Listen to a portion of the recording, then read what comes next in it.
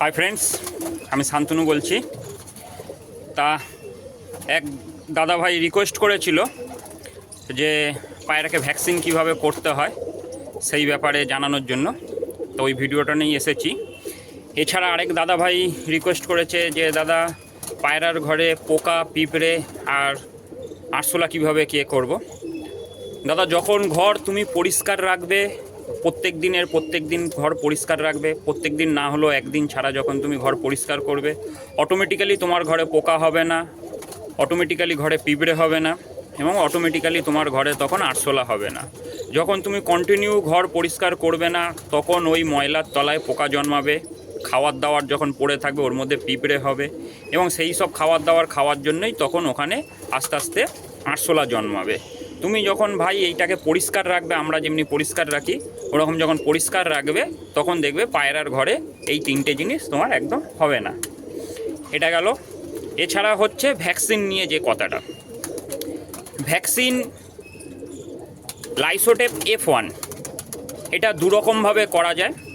এটা অ্যাকচুয়ালি মুরগির ভ্যাকসিন, কিন্তু আমরা পায়রাকেও করে থাকি রানীক্ষেতের ক্ষেত্রে।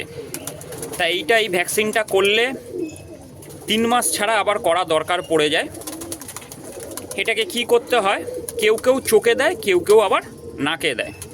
তা নাকে দিলে, দুদিকের নাকে দিলে ওরা নাকে দেওয়া মাত্রই শর্ট করে টেনে নেয়, ফলে কি হয় অল্প সময়ের মধ্যে হয়ে যায়। চোখে দিলে একটু সময় লাগে এবং দুজনকে সময় লাগে। চোখে বলো নাকে বলো যাতেই দাও না কেন, দুজনই দরকার পড়ে। চোখে দিলে কী হয়, চোখে দেওয়ার পরে কিছুক্ষণ চোখটাকে ধরে রাখতে হয় এবং ও চোখের পাতাটা আস্তে আস্তে ফেলতে থাকবে, বন্ধ করতে থাকবে, ওতে গিয়ে আস্তে আস্তে চোখের ভেতরে টেনে নেয়। আর নাকেতে দিলে কী হয়, নাকে দেওয়া মাত্র ওরা টেনে নেয়, তার ফলে ওটা তাড়াতাড়ি হয়ে যায়। কিন্তু চোখে দিলে বেশি বেটার কাজ করে এই লাসোটা F1। কিন্তু বন্ধুরা, এটা সবসময় মাথায় রাখবে, লাসোটা F1টা পাউডার ফর্মে থাকে এবং ওর সঙ্গে আরেকটা লিকুইড ডিস্টিল ওয়াটার আসে, ওর মধ্যে ওই ব্যাকটেরিয়াটা থাকে, ব্যাকটেরিয়াওয়ালা জলটা, যেটা অ্যাকচুয়ালি ওদের বডিতে কাজ করে, এবং ওটাকে সবসময় ঠান্ডা জায়গায় রাখতে হয়।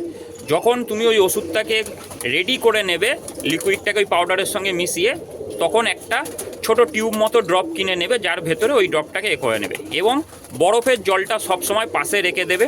পায়রাটার চোখে 1 ফোঁটা দিয়ে আবার সঙ্গে সঙ্গে ওই ওষুধের মুখটাকে বন্ধ করে জলের মধ্যে রেখে দেবে, না হলে কিন্তু হাতের টেম্পারেও ওষুধটা নষ্ট হয়ে যাবে। এবার যখন ওই একটা চোখ কমপ্লিট হয়ে গেল, সেকেন্ডবারে আবার ড্রপ খুলে ওর চোখে দিয়ে আবার সেমভাবে ওটাকে জলের মধ্যে রেখে দেবে। যখন তোমার ঘরে সব কটা পায়রা, একটা লাসোটা F1 100টা পায়রার হয়ে যায়, যখন তোমার ঘরে সব পায়রা দেওয়া কমপ্লিট হয়ে যাবে, অতি অবশ্যই হাতটাকে খুব ভালো করে ধুয়ে নেবে এবং ওই ওষুধটাকে যতটা দূরে পারবে ততটা দূরে গিয়ে ফেলবে। কারণ হচ্ছে ওই ওষুধটা যখন গরম হয়ে যায়, তখন গিয়ে ওটা আলাদা ব্যাকটেরিয়ার রূপ ধারণ করে এবং ওটা তখন পায়রার ঘরে ক্ষতি করতে পারে। ওই জন্যই বলা আর কি, যে ওষুধটাকে যতটা দূরে পারবে ততটা দূরে গিয়ে ফেলবে, এবং যে জামা প্যান্ট পরে তুমি ওই ভ্যাকসিনটাকে করবে, পারলে ওই জামা প্যান্টটাকে ছেড়ে দিয়ে ওটাকে ধুয়ে দেবে, এবং হাতটাকে অতি অবশ্যই ভালো করে সাবান দিয়ে ধুয়ে, যদি পারো একটু গরম তাওয়ায় হাতটাকে গরম করে নেবে।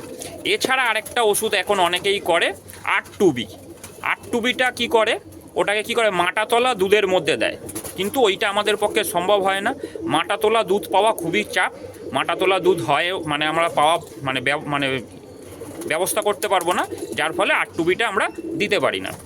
কিন্তু বন্ধুরা, আমি কিন্তু কোনো সময় আমার বাড়িতে ভ্যাকসিন করি না, এইটা আমি গোড়া কাকার থেকে জেনে আমি তোমাদের জানালাম।